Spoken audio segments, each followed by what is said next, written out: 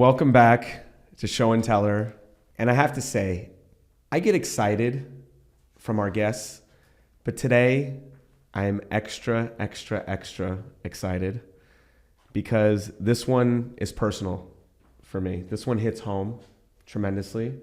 And I'll give a little bit of a background of how I was able to find my guest today. Last year, I was leading a trip to Israel, and I was in Tel Aviv. And for those who don't know, there is this, in Tel Aviv, an area called Hostage Square. And since October 7th, 2023, the survivors, the people in the community come to Hostage Square to learn about what took place on October 7th, the atrocities. They get to hear from family members, they get to hear from friends about who these hostages who are either held captive or currently held captive, who they are, so we can, as the public, could ultimately get to know that it's just not a person in a tunnel, but it's real people. People who have stories, people who have past, people who have likes, desires, and it makes it very personal for us. So ultimately, I was leading a group in Israel in June of 2024, and I was able to hear a speaker in Hostage Square give over her story of talking about her best friend who still today is still a hostage in the tunnels of Gaza for 613 days. 613 is a very important number in the Jewish tradition. There are 613 mitzvot, which are, we've talked about it in previous episodes, which are opportunities to connect to God. So Noa Reuveni is our guest today, and her best friend, Ziv Berman, is her best friend, and he is still a hostage in Gaza. So I thought it would be really an incredible opportunity to have Noa come in and share her story and how it relates to Ziv, and her story post-October 7th, how she's become a voice for the community. She is becoming an educator. She's been sharing her wisdom, and I thought that she would be an incredible guest for us here on Show and Teller. So without further ado, Noa. Thank you so much. I'm so happy to be here, and especially happy for the opportunity to just share Ziv and Gali's story, for their story to be heard, because that's what we care for the most. That's what matters, is getting their story out there, is that people will know who they are and what is still continuously going on and what the reality is. Amazing. So Noa, can you tell us where you're from originally and what the geography is, and start off there, please. Of course. So I come from a very, very small village. It's called a moshav. So people say it's like a kibbutz, but it's not as communal as a kibbutz. And it's in the south by the Gaza envelope. So the Gaza envelope would be just this strip that is surrounding Gaza, where there's a lot of kibbutzes. Also, there's a few moshavs. Some of them are big names we've heard, like Kfar Aza, Be'eri, Nir Oz, Nachal Oz. So this is all the Gaza envelope. My moshav is right behind them. So physically, they are kind of protecting us. They're on the front line, and we are right behind them. May I ask you a question? Is it in 1948, Israel became a state? When did these little kibbutzim kind of come into existence? Have they been around since the 40s or? So it depends which ones, but they've been around for a really, really long time. The founders and settlers of these kibbutzes came a really long time ago. And they were not the first line, because at that time, we also, there was no separation, right? And we've also had Jewish places, completely Jewish people who lived in Gaza. There were also places like that. So it didn't count as the Gaza envelope. It wasn't really even a name then. Okay. That only happened a lot later. Right. So for those who don't know, and it's not a history lesson, but I believe that Israel pulled out of Gaza in 2005, and Gaza was then given over to power to, I think, the Palestinian PLO, and I think we can stop there. And then with history, there's a we'll call it a spade. There is a terrorist organization called Hamas, and they came into power shortly after 2005, and that has been the history up until present day. Correct. Okay. I'm sorry that I cut you off, but I felt that was important to know. No, of a little course, bit of the history, context. the context of what we're dealing with if our audience doesn't know. Yeah. Okay, so you grow up in the name of the Shachar. Shachar. And it's part of, where I grew up and the school I went to is Sha'ar HaNegev Regional Council High School, which is, Sha'ar HaNegev is the regional council of all those kibbutzes I've said. It's of Kfar Aza, Nachal Oz, all those kibbutzes around. In one high school? Yes. Very close by to all of them? Very close by to all of them. Okay. Yes. And that's how I met Ziv and Gali in high school, actually. Because they were from Kibbutz Kfar Aza, I was from Moshav Shachar, and like I said, people from all around the Gaza envelope go together to one school. Okay. Now, can you describe is southern Israel, like I think currently right now is this like war zone, but could you describe the city itself or the Moshav itself? Is it beautiful? Is it pretty? Why do people want to live there if they're so close to Gaza, if you can explain? So I was born and raised in this moshav and in that area almost my entire life. And I recall having a great childhood there. I loved living there. It is, like the suburbs. It's a village. It's beautiful and there's lots of land and agriculture and it's very open and quiet. And it's very, very peaceful, which I think is something that a lot of people for now, it's kind of a shock to them because how could this place be peaceful? But it really is so peaceful and so beautiful. I always say that, in my opinion, it's the most beautiful area in Israel and also the most peaceful area, except certain times. Wow. Which is quite interesting to think about because now it is very, very far from anywhere near peaceful. But my childhood there was great. And I'll say that what's really special about that community and the people who live there is that their family. It's the fact that they grew up together and they're so united and everybody leaves their house doors unlocked for people and neighbors to come in and out. It's a very communal feeling. Very communal. Everyone knows everybody. Even in large kibbutzes of 900 people, everyone knows everyone. And I think that's something really special. You don't really get that in a city. So it's the walking barefoot in the kibbutz or in the moshav. And people have jobs, or like, how does it, people work inside the kibbutz? So not necessarily. There's not a lot of job opportunities in a kibbutz usually. It's the areas around it. The biggest city or the biggest city next to this area is Sderot. So a lot of people work there or other places around the regional council. Some people work further, but still decide to stay and live down there. So they'll commute to Tel Aviv, they'll commute to Sderot, they'll commute to Ashdod. Be'er Sheva and so on, Ashkelon. But they, as you just explained very well, it's such a beautiful communal neighborhood.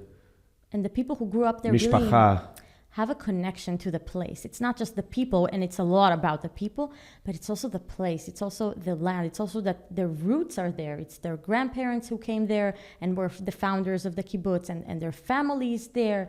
And it's really a place they're very, very connected to. Okay.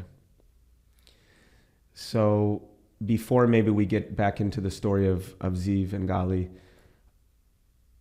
I know maybe some viewers are again, you say it's peaceful, but maybe today they've heard, oh my goodness, like, is it true that you experience rockets being flown and stuff like that? Like, what is that? Maybe describe a little bit about that. So it's funny that I describe my childhood as peaceful, even though every now and then we did get rockets fired at. And that's definitely something that we have experienced for years and years and years, over 20 years of rockets and missiles and sirens that we hear that are being fired usually from Gaza.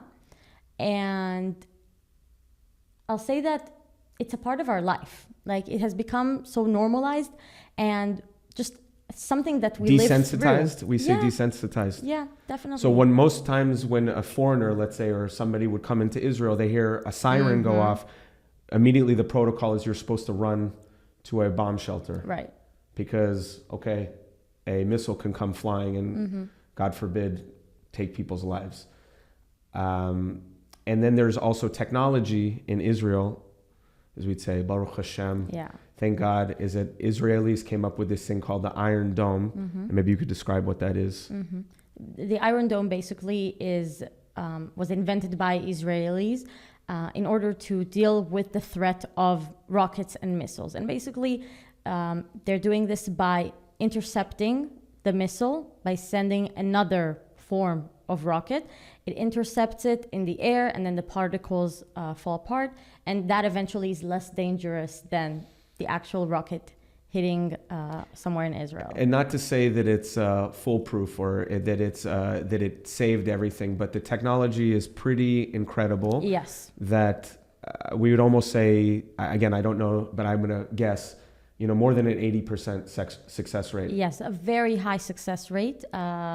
There's now also now they publish this, so I'm allowed to talk about it, but there's also now laser technology that is like the Iron Dome, but they intercept with laser as well, which is insane that we have come to that, and insane that even the human mind needs to think of those things, to invent things from this kind of threat. But it saved a lot of lives. And I was just going to quote, Greg, Austin Powers, Laser, but there's a movie with Austin Powers and I was going to say laser. Anyway, sorry, but I digress. I had a little fun at that moment, but we were in a very serious moment, but I just thought of a laser. But going back to our serious conversation, no, I apologize, is that if these missiles also were going to head into unpopulated areas, the Iron Dome doesn't go and intercept it because there's no need to intercept a missile that's going to go off and hit somewhere in the middle of the field. Exactly. There's a lot of protocols, and they've unfortunately had a lot of experience on how to deal with this and how to work its way around. And I'll say, thankfully, not a lot of people, percentage-wise, were injured or killed from rockets and missiles. That we did have, there are a few, but could have been a lot worse if we didn't have the Iron Dome. And again, this is a story about Ziv and Gali, but just again to give context, I believe Iran recently was sending ballistic missiles from Iran, and I want to say in the hundreds to maybe thousands.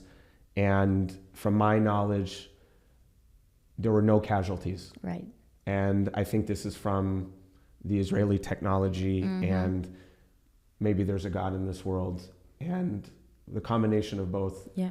So again, I just wanted for our viewership to give people context of what is happening in Israel, what is the day-to-day. And so let's now go back to maybe October 7th itself. And what happened on October 7th? Maybe give, from your story, your approach and what happened versus where you were in context, and let's go from there. So October 7th, 2023 happens. Give us a little bit of background to that. So I think before I start talking about where I was and what happened on October 7th, I'd like to start by asking a little bit and trying to put a certain image in your mind. I think all of us have this person in our lives who we're very, very close with. Someone who we call our best friend. And it could be a best friend, and it could be a partner, someone who's a really meaningful part of our lives. Someone who's been in our lives for years now and knows everything about us. All of our past, all of our secrets, all of our history, all of the dirty laundry at home that you don't tell everybody. Someone who knows exactly what you like on your pizza and what you like on your burger. It's the person who you would call if you'd be stuck in the middle of the night on the other side of the country, or if you needed advice, or if you're upset. The one person who knows you better than you know yourself. I think all of us can think about one person like that in our lives. And That person for me is Ziv Berman. Ziv is the one with the sunglasses on his head, and Gali is the one with the hat. They're brothers? They're twins. Not identical, and I have to say Ziv is the older one because he would kill me if I wouldn't mention that. So I have to mention he is the older one by a few minutes. And like I said, I met them in high school, in Sha'ar HaNegev Regional Council High School. We weren't really friends during high school, but Why not? I think I was a little more on the nerdy, shy side. Look how cool this woman is. I don't see how it's possible that she could be, like I had a glow up. a swan, comes into you find yourself later in life. I was a very shy child, very shy. You would not know that right now at all. I don't see that. Things have changed. Okay. And life You're circumstances. doing great, by the way. Thank you. You're doing great. Having cameras and standing in front of crowds. So on October 7th, Ziv and Gali were home in Kibbutz Kfar Aza, which is where they live. They live in a neighborhood that is called the Young Generation Neighborhood. In Hebrew, Dor Tza'ir.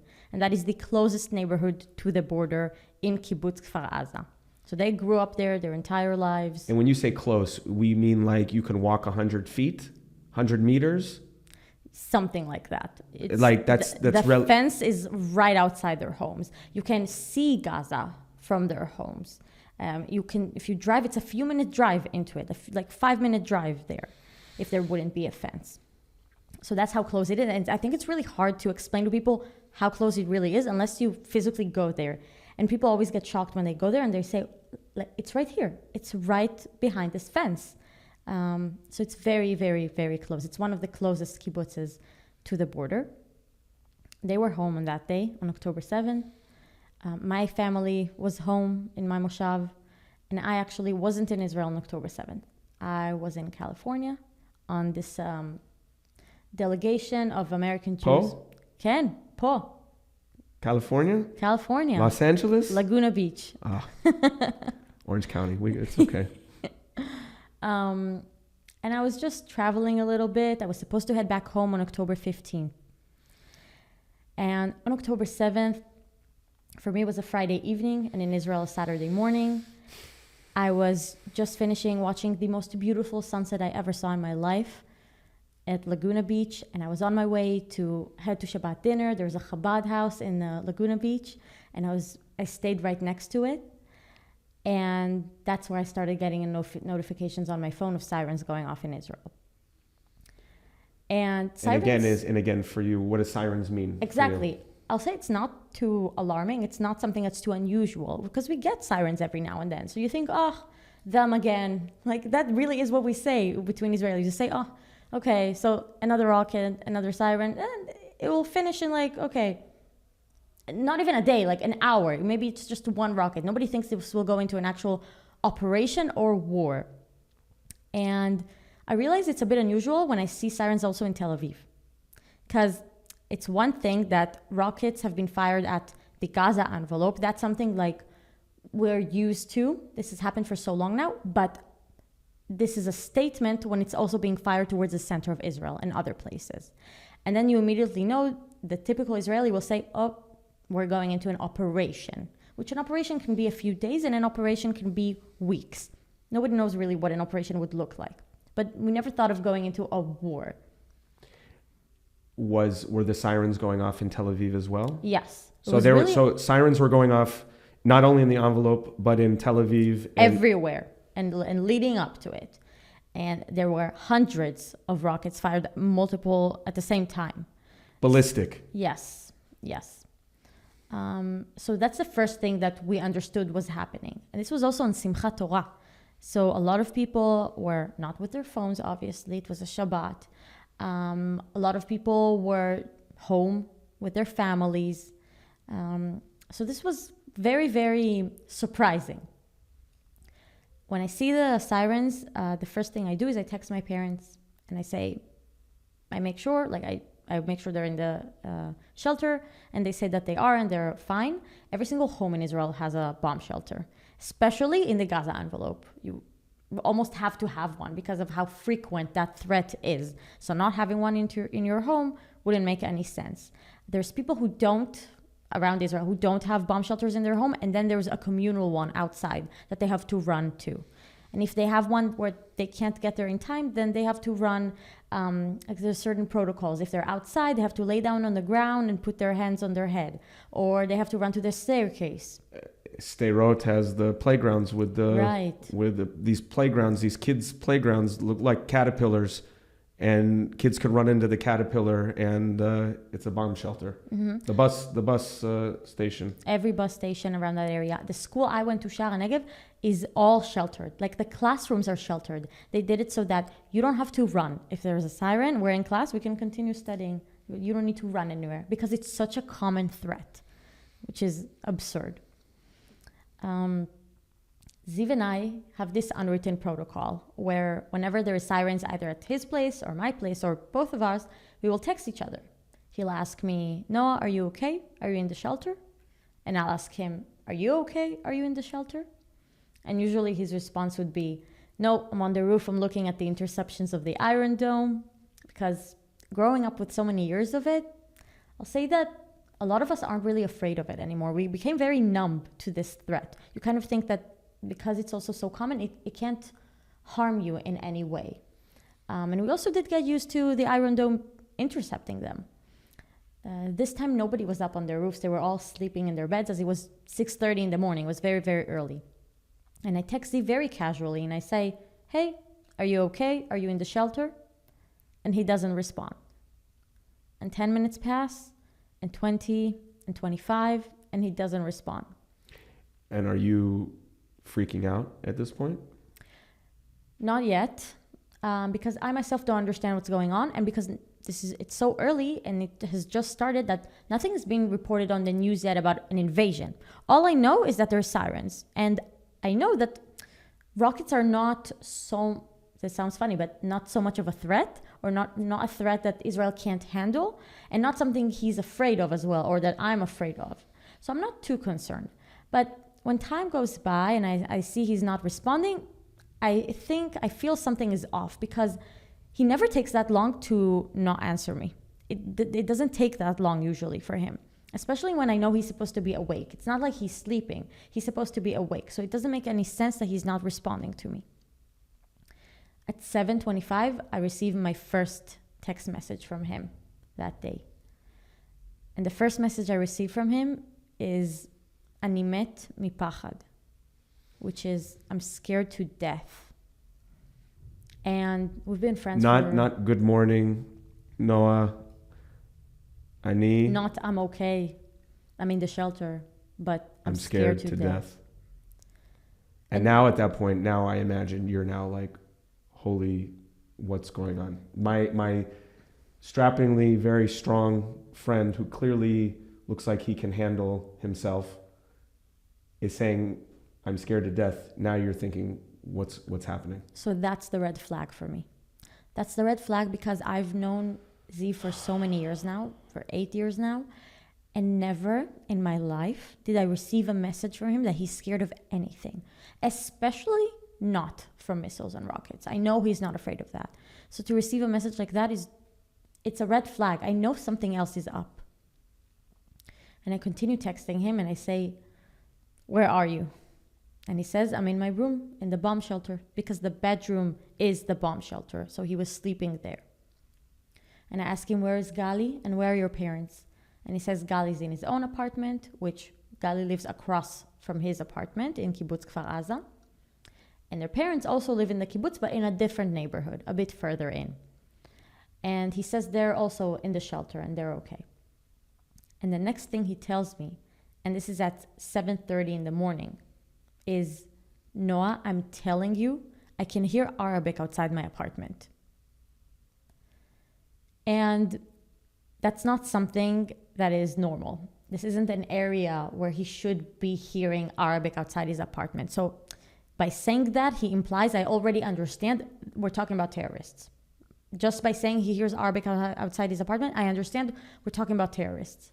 Is he hearing gunshots as well? Is he at this point? Is he telling you that? At this point, no. Maybe he is hearing it, but he's not telling me that.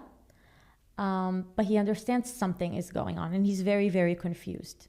and he's getting messages from the kibbutz themselves. They have this message system that's telling them, lock your homes, lock your doors. There's terrorists outside. And he's trying to understand what's going on and talk to people in his neighborhood. And he's talking to his mom, his mom is the one who woke him up. He didn't wake up from the sirens. His mom woke him up from the sirens and told him to lock everything and that something's happening out there. But he was very confused at this point. He didn't understand exactly what.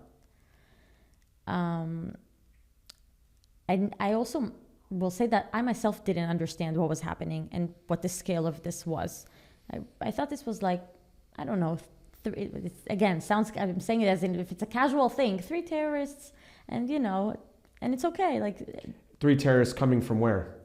Good question. So I didn't even think that they came from Gaza, but I thought they came from within inside of Israel or the West Bank.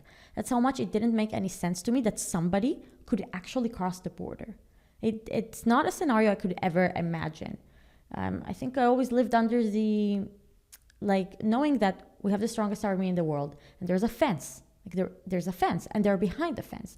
And even if they will try to cross the fence, the IDF is there. Our army is there to protect us. There is military bases. The army is always there. We have the observers. We have soldiers and combat fighters who are there. So I didn't even think that would be a possibility. I'm thinking out loud right now is that this world in a way it was an illusion. It was an illusion of false premise of what. I mean, I get it. We're living in this state of dream, fantasy, of non-reality. And you in your head have already decided, you know what? This is what reality looks like in my head. And that's an expectation. And something that doesn't fit within the framework, it can't be reality. Yeah. It can't, this is not possible. This is inconceivable. So your brain is not thinking of something so preposterous. So I understand what you're saying in that regard. So you're thinking it's three terrorists, and then you're in the middle of texting with Ziv. What's the next thing that comes about? So Ziv and I text from around 7:30 to 9:45. So for 2 hours you're texting, and he's hearing Arabic outside of his room, and nobody's penetrated his room for 2 hours, and you're talking. Yes. And what's the dialogue like for 2 hours? For 2 hours, a pattern in our conversation is how many times Ziv has expressed his fear to me. I received a lot of messages from him saying, I'm scared, I'm shaking, I can't relax. And where is the army? Where is the IDF? When will they get here? And he tried a little bit describing to me what he's hearing outside, but he has really no idea. And I think he emphasized it a lot in that conversation, how much he has no idea what's happening outside. He said, he can't open a window. No. If he opens a window, they're going to see him. He'll be seen, exactly. That's also why we couldn't talk on the phone. We couldn't video call because he had to stay quiet in his room. He had to stay very silent. He was scared.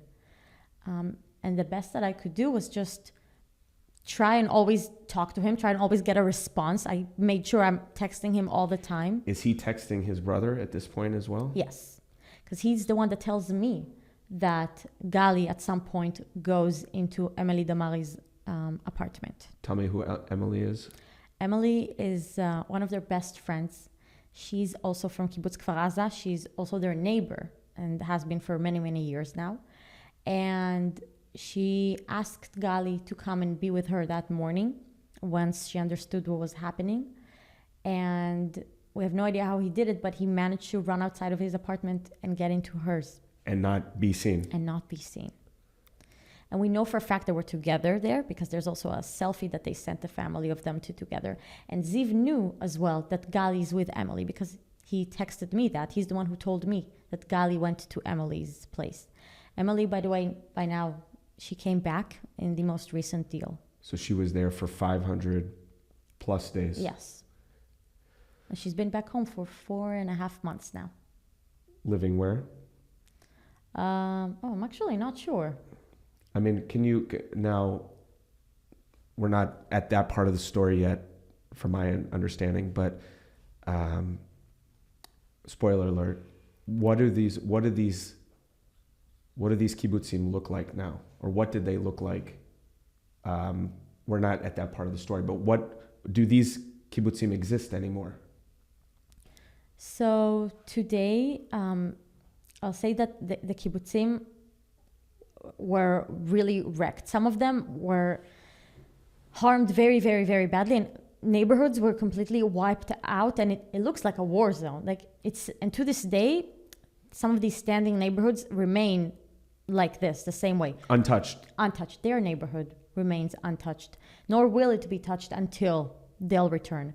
They're the last hostages from Kfar Aza. There were more people who were kidnapped from the kibbutz Kfar Aza, but they came back. They're the last ones from this kibbutz, and this neighborhood will be untouched until... So, again, we're jumping ahead. So it was Ziv, Gali, Emily. Mm-hmm. Oh, there's a lot more. There were a lot that were taken. Yes, 11. 11. Yeah. And all of them have either been returned or sadly, yeah. Okay. So the kibbutz is... I'm thinking of these things, so I want context. Okay. So the kibbutzes right now, some people have returned. Some of them were rebuilt, and the ones who were not injured that badly, there's 3 I will say that I feel like have had the worst damage. Kfar Aza, Nir Oz, and Be'eri. And when we say damage, we're saying burnt down, we're saying grenades, bombs, you name it, like looks like a war zone. Looks like a war zone. Uh-huh. And there's also the neighborhoods that are shchunot mechulalot. If it's mechulal, there's also that part of how do you deal with that? Right. With the fact that you can't go back and live there. Right. Not to mention, because the war is still going on, anytime they will try to rebuild, we're still getting rockets fired at us from Gaza, and still like the war impacts and houses are still moving and still being cracked. So rebuilding right now when we're still at war is pretty difficult, and it will take time, I think, for the kibbutzes to get back, although some people did return, but not everyone. Okay. Sorry, back to the story. So you're speaking to Ziv for 2 hours and some change. It's now 9:00 in the morning, and you said the pattern was that he kept on saying, Ani pachad, I'm very scared, I'm trembling, I'm having a hard time breathing, anxious. And how long did that continue for? Until the very last moment where I still had contact with him. He also told me that he has no power, which I know that's because both the rockets hit the power lines, and also some places the terrorists cut out the power. So it's because of those 2 reasons. And so I knew he didn't have much battery on his phone. And at 9:45, when I received my last text message from him, which was, I'm scared, I then thought, sorry, is that my phone?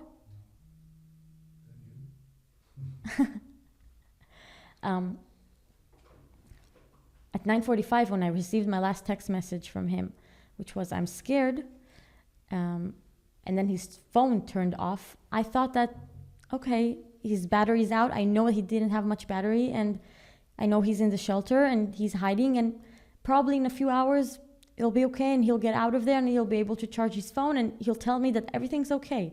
And the next message I sent him, once I saw he wasn't receiving my messages anymore. Meaning it didn't come up sent. Exactly. So the next ones I sent were literally that. I literally said, I know you're hiding, I know you're scared, and I know in a few hours you'll tell me that you're okay and you'll come out of hiding.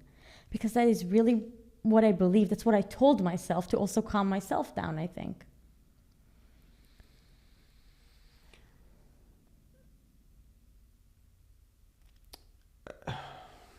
Do you feel that you said anything to him that were you hopeful, legitimately hopeful? Did you say anything that you feel was accurate or inaccurate based off of your situation?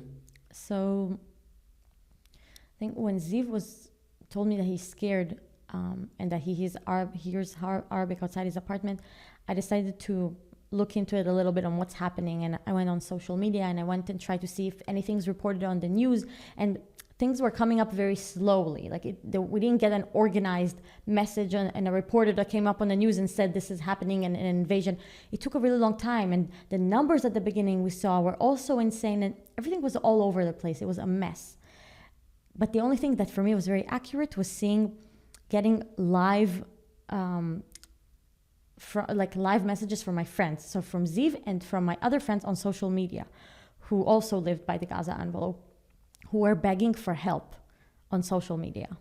So you mean to tell me that it's not that you were looking on news sources, you went on to Instagram, right, and you saw all your friends posting yes, stories basically saying, I'm in trouble. Calling for help. They were uploading Instagram stories saying, quick, somebody come to Kfar Aza, we need help here. Please, somebody come to Nir Oz. Please, someone get the IDF over here. And that's how I learned about it. That's how I knew what was happening and where it was happening as well. Now, you must have felt so utterly helpless. Probably the most, again, I don't want to speak for you, but probably the most helpless you've ever felt in your entire life. Did you also have any feelings of guilt? So I'll say that it's exactly what I say, that it was the most helpless I ever felt in my entire life. Being far away from my family and friends, knowing this is happening and I'm not there to help them. And I carry a lot of feelings of guilt for, first of all, not being in Israel on October 7th. I always say I would much rather be in Israel, going through everything they went through and the fear and everything, rather than to be away and safe. And the second thing that I feel guilty for is that when Ziv asked me, where's the IDF? And while he was expressing his fear, I decided to try and calm him down. And I told him, I'm with you. I'm here just a little bit longer. The IDF is coming. They're on their way. You're going to see them soon. You're going to hear them any second now. You're going to hear Hebrew. When in reality, at that time in the morning, it was too early and it took time for units to get there. And the people who did get there in time are individuals who risked their lives and took their own weapon, and some even without a weapon, and went down to the south to try and help. And a lot of their lives were taken. But I feel bad about telling him that he was going to be rescued any second and trying to calm him down, when in reality, I myself wasn't calm. I myself knew that it was going to take time for the units to get there and for them to get them out of there. But I mean, there's nothing wrong with trying to bring hope to a situation. I mean, that's what we do to keep them wanting to live. I mean, I hear that you're saying that you're feeling guilty, but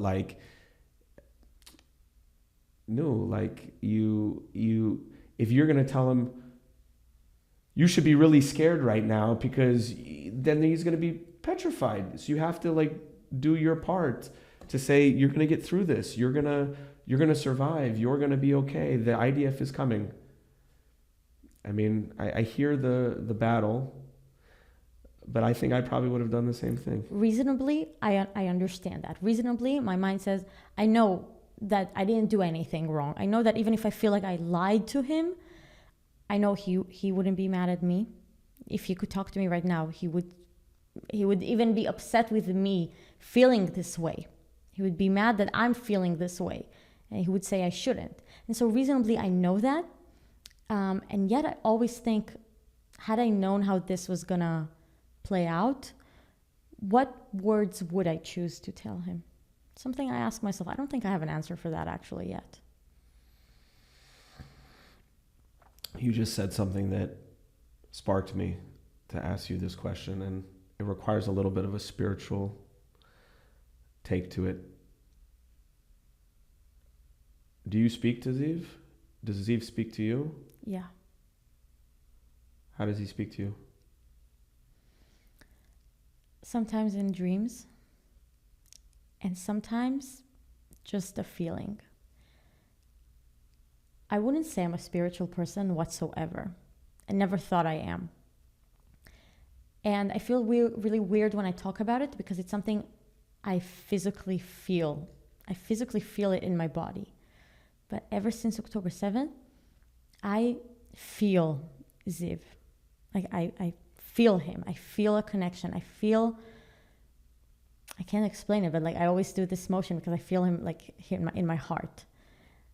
And in a way, is it almost, obviously you want him here, but there's probably something so powerful to that in a way it's almost like even more intense, even more real, by feeling somebody, knowing that you're communicating with them, and that even though he's not sitting here, he's somewhere else, but I imagine you're very connected to him.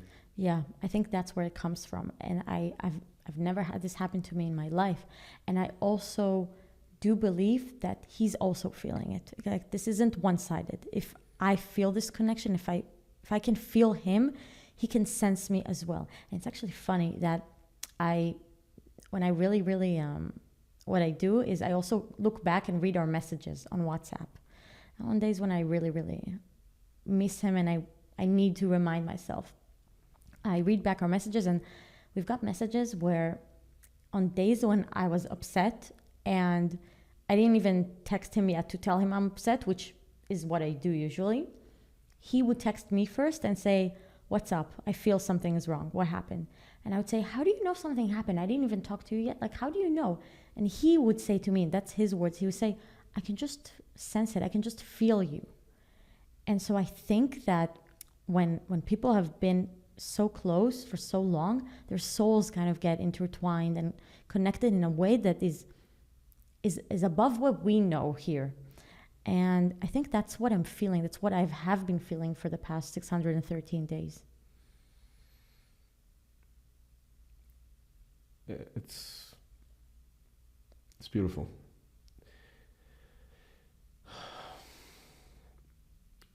Hope. I'm going back to the word hope. You've been speaking, we're jumping a little bit, but you've been speaking to thousands and thousands and thousands and thousands and thousands of people at this point, educating people to Ziv and Gali's story. What fuels you? What's driving you right now? What gets you out of bed in the morning? What are you inspired from right now? They're the ones who get me out of bed in the morning. It's them. It's the strength that they give me. It's the desire to fight for them. It's knowing that there is no other option. It's knowing that I am choosing to, and I have to be their voice, and I have to fight for them. It is our moral duty, in my opinion, as human beings and as Jews, and also as their friend. And I know that if it's not us, their family and friends who are going to fight for them and be their voice, nobody else is going to do it for us.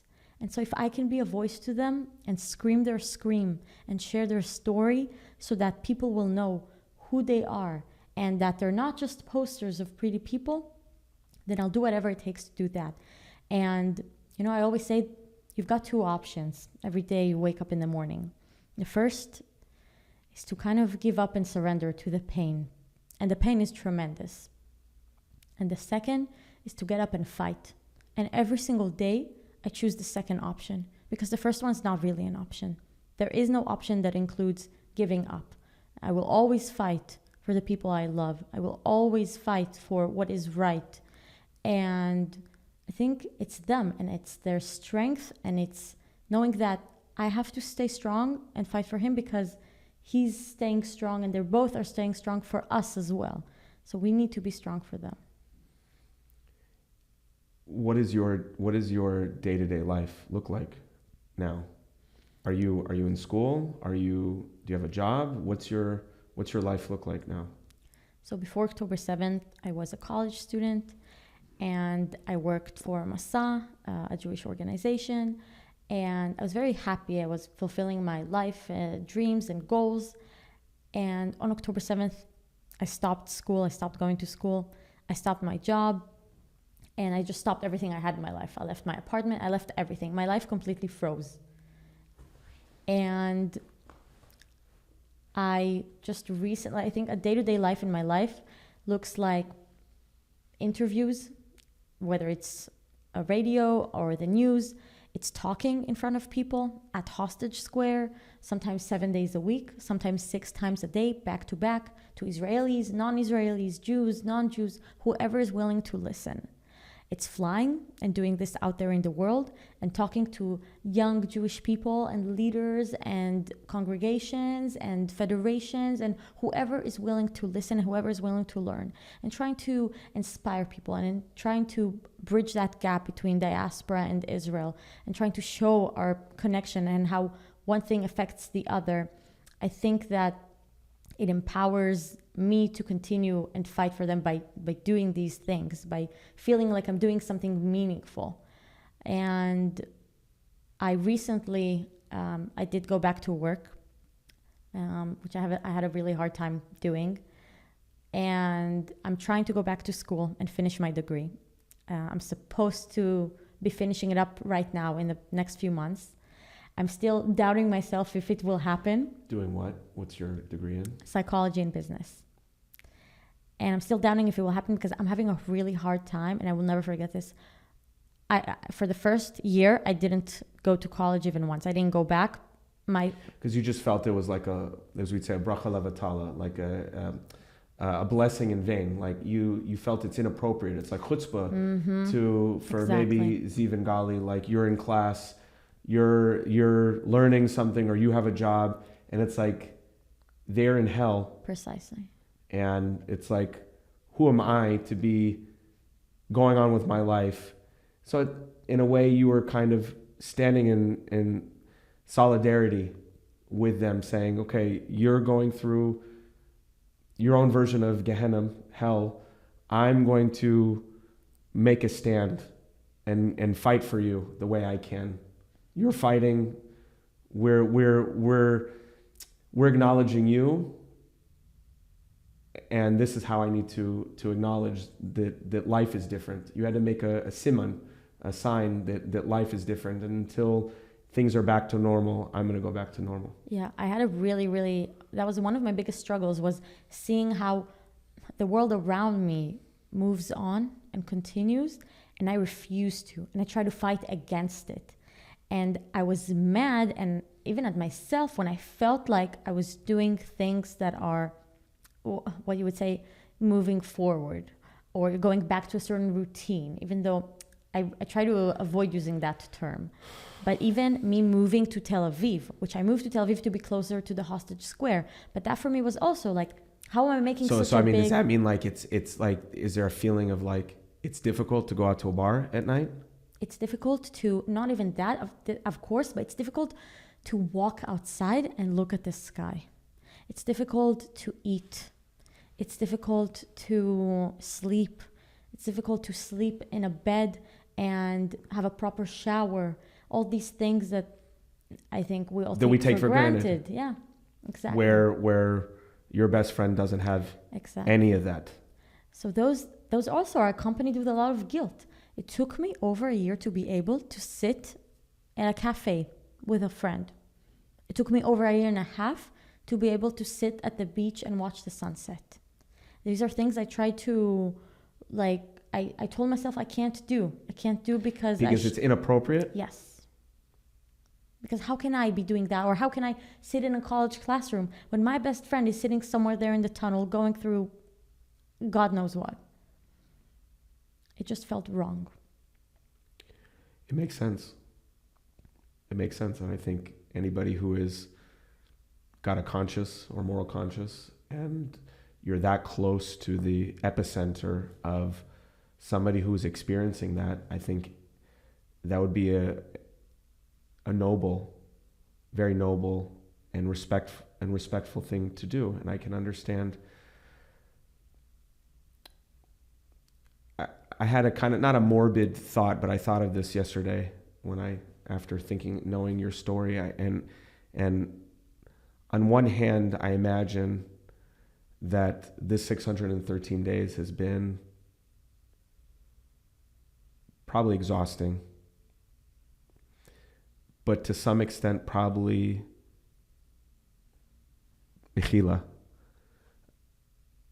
meaningful in some ways. Probably the most meaningful.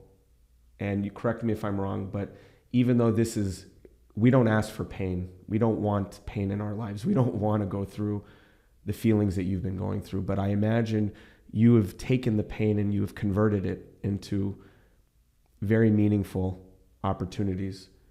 You've stood up. You've for a shy girl when you were young to now be speaking in front of groups of thousands of people.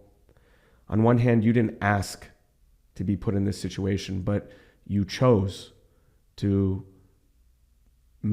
try to make positivity out of the situation. I imagine for you, God willing, Ziv and Gali will come back and everybody will come back, and you'll look back and say, for the 613 days, God willing, it was the hardest, but it was also probably the most meaningful time of my life.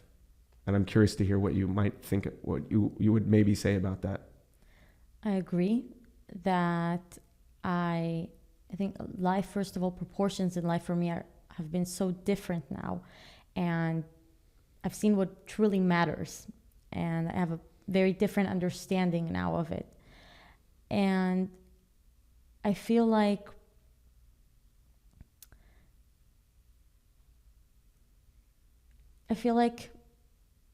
what I'm doing is very, very meaningful.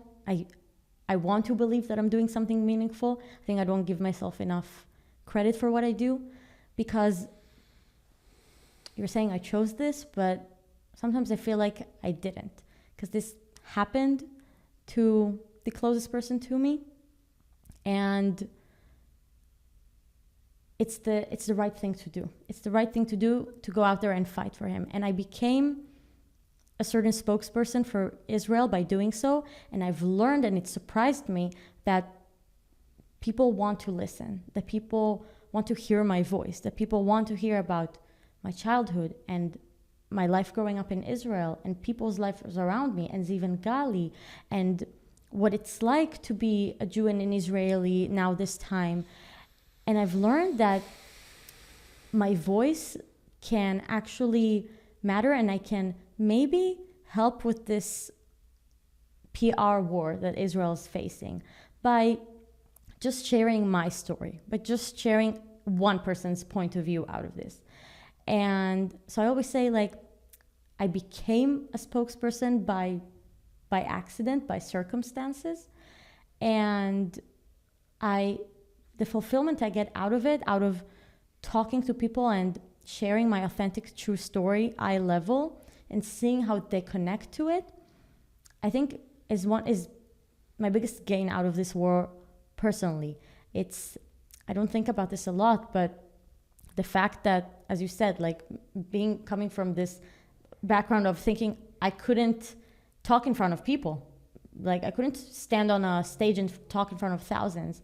And nowadays, after speaking to thousands of people and going around the world and having people like invite me to come and speak with them and interview me, and none of this is taken for granted. I really appreciate the fact that people want to hear my voice. I appreciate that my voice matters. I appreciate the fact that I've seen some qualities in me throughout the past 613 days that I didn't know I had. I didn't know that I could represent Israel. I didn't know that I could even do storytelling. I didn't know that I had any of those qualities. So if we're thinking about the positive sides of this, yes, I think that I learned how to take that story and take my life and take my voice and use it for something way greater, and use it for a connection as well. Use it for being a voice for Jews around the world and for Israelis. And I think that it led me to also understand that it gives me fulfillment. I enjoy the impact that I feel like I'm making. When I finish a talk and people come up to me and they say, thank you, and because of you, I feel very connected now. And I talk to groups of non-Jews who tell me, I didn't know any of this, and you've presented a whole different perspective to me now, and I now think differently than before about Israel. And that's just by talking heart to heart. And I found that's so real, and that's so needed in a way, the same way that we need the IDF there shooting, I mean, not promoting war right now, but the same way that we have people there who are defending the country, and that might be with guns and weapons, and you in a way are defending, you're representing the Jewish people. You are a soldier, a different type of soldier, and it's clearly you're an ambassador for us, because every time, as you said, every time we hear the story of Ziv and Gali, you actualize them, you bring them to light, you bring them forward, you bring the situation forward, and that is going to make an extra connection to allow somebody to be like, oh, I'm proud to be a Jew, I'm proud to be an Israeli, I'm proud to stand for who I am. Where maybe somebody was shy or didn't have the courage or didn't know how to go about doing it, but then they heard you share your story, share Ziv and Gali's story, and say, well, if Noah can do it, who's to say I can't do it? Thank you, Noah, for enabling me to stand up and to be more proud in being who I am. And I think that's why I wanted to bring you here, because when I did hear you for the first time a year ago, I saw a woman who, you said it wasn't a choice. You still were put in a situation, and you chose to be an incredible microphone to spread light, to spread joy, to spread what we need to hear. And your positivity, your insight is really quite amazing. And I'm inspired. And I hope that other people who hear your story will continue to have chizuk, which is the strength to stand up for what they believe in. And yeah.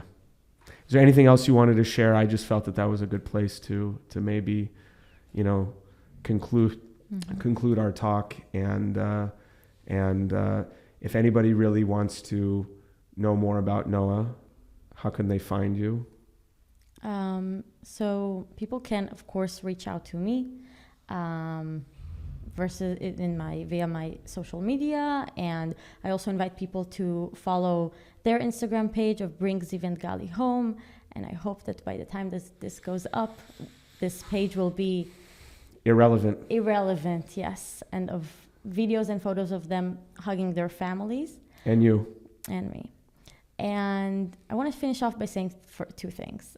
The first is, to any Jewish crowd out there that's listening to us, I think that our strength in Jewish peoplehood is the fact that we consider one another our brothers and sisters, even though we don't necessarily know each other. It's the fact that we can cry for someone on the other side of the world that we don't really know, about a soldier that fell, about the hostages that we can care for deeply.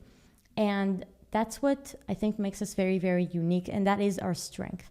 And I always say to Jews out there in the world, don't ever give the bully what they want. The bully wants you to be afraid. The bully wants you to go into hiding. The bully wants you to take your Star of David necklace off. Don't give the bully what they want, because our unity is our biggest strength. And so get together with your Jewish peers and people, because that way you'll see that you are not alone. Even if you feel like you are not. The Jewish community has the biggest strength, and we have these amazing qualities, and we need to empower them, and we need to put them up on stage and show that this is what we've got. And I think that's what will help us get through the hard time that we're going through. And I think started on October 7th, but will continue on. By the way, didn't start on October 7th, but will continue now. This is a long time. It's a marathon what we're going into. And the second thing I want to tell people is I encourage them to get to know the hostages and to think to themselves, what can you do for them today? And what can you do for them tomorrow? And for any non-Jews who might be listening, I'll say, this isn't about if you're Jewish or not, or if you're Israeli or not, or what your standpoint on this military operation or that. It's not about that. It's about humanity. It's about what's right and what's wrong. And we all know here what's right and what's wrong. You don't need to. It's the matter who you vote for, and none of this matters. This is just about our moral values as human beings. So I encourage people to try to think about how could they be not indifferent to this situation and not normalize it and care enough to want to do something about it. Because everybody can do something, and in my opinion, everybody should do something. Because it can be, unfortunately, any one of us and any one of our family members, and they are our family. And maybe one more thing, if you can go back, what would you do for a loved one prior to, you probably take loved ones to be very close to you, so would you do something?